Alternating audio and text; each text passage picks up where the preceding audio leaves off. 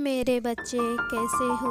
मैं आज महाकाली तुम्हें एक ज़रूरी संदेश देना चाहती हूँ। मेरे बच्चे, ये संदेश तुम्हारे लिए बहुत ही आवश्यक है, इसे ज़रूर सुनना। तुम्हारे जीवन काल में कुछ बड़ा होने वाला है, इसीलिए मैं तुम्हें ये संकेत देना चाहती हूँ। याद है मेरे बच्चे, तुमने मुझसे कुछ मांगा था जो अब मैं चाहती हूँ कि वो तुम्हें दूँ। इसीलिए ये संदेश के माध्यम से मैं तुम्हें ये बताना चाहती हूँ कि तुम्हें क्या मिलने वाला है। मैं जानती